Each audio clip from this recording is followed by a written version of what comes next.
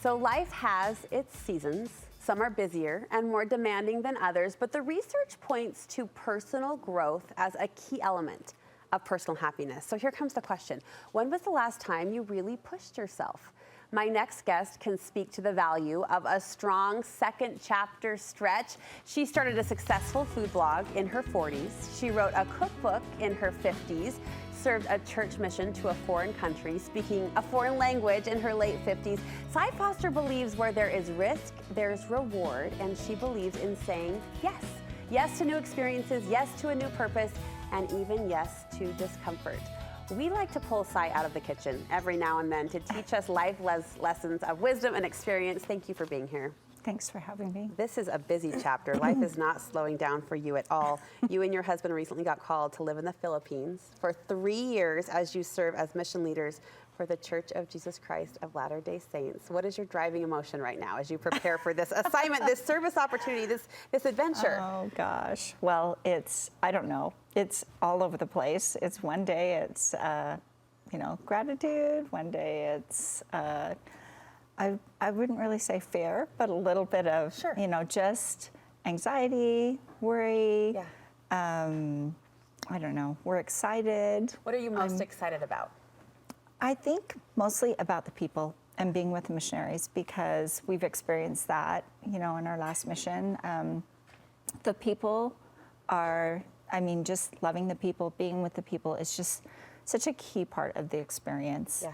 And I think that you take those relationships, that's one of the things you take home with you, are those relationships and the love that you have for the people.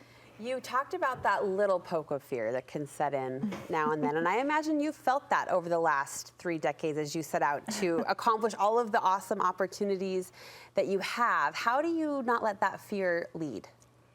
Well, I think, for me and Grant, we're just really faith-grounded people. Yeah. And so I think whenever fear starts to creep in, whenever we're making any type of decision, whether it's moving or a new job or anything that's a big life decision, we spend a lot of time talking about it first. We pray about it. It's something that we, always include God in those decisions. Mm-hmm. And so that takes a lot of the fear out of it when you're willing to, when you have a faith base like that, it totally changes things. Well, there's right? a great confidence that comes, from Right. channeling that higher power toward your Right. life decisions. Are you a natural yes girl, Cy? Is that your go-to, would you call that go-to response? Well, for when it comes to certain things, yes. Okay. Other things, I think the older I've gotten, I've learned how to say, I really can't do that right now. Right. I'm so sorry, I would love to participate. And that's happened several times recently where I've had opportunities to do things or work with certain brands or, things that are really exciting, but I've had to look at, okay, right now in my life, all of my energy is going towards family, preparing to go on this mission, Yeah. and just saying yes to that, preparing for that. So that's an energy keep, which I so deeply respect, and I see that about you in the way that you've, put up those appropriate guardrails, right, to protect what matters most. Can you think of a time where you've been nervous to say yes, but it was the right opportunity? I think of women out there, right, who wouldn't dare start a blog at 40 or write a cookbook at 50, the things that you've done.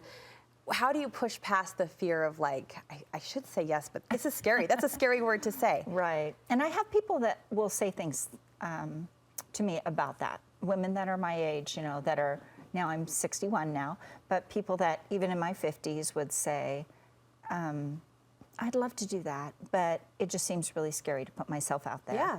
And for me, I just think, well, again, I go back to what feels right, what seems right for that time in my life. And I've just moved forward by saying, okay, well, you can either regret the things that you don't try, Yeah. or you can try them and maybe it's a fail in one way or the other, or doesn't turn out quite the way you wanted it to, but maybe it'll be wonderful too, So I love that optimism. Have you gotten comfortable with failure? I haven't seen you fail very often, but have you gotten comfortable with maybe it not meeting the set expectation?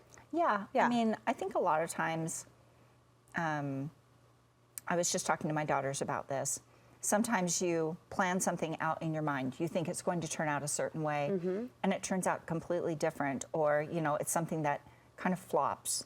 And it's okay. It's because okay. you learn things along the way. So, and Grant and I talk about that a lot too, that certain experiences that we've had, whether it's in church service or with our family or, just among friends or our own, like with his career or with what I'm doing with the Bountiful Kitchen, you have to just move forward and just, be willing to take that step, because I think a lot of times things turn out way better than we think they're going to, right? Bountiful Kitchen was just a little hobby of mine and just a little way to record recipes online, and then it turned into a business. I never dreamed it would turn into a business, ever. Talk to me about this. Teach me about this. I want to know more about your internal drive.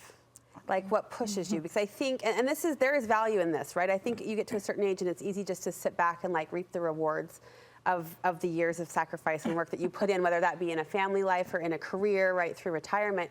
But you seem to be someone who continues to like push yourself, and I want to know where that drive comes from or what that feels like for you.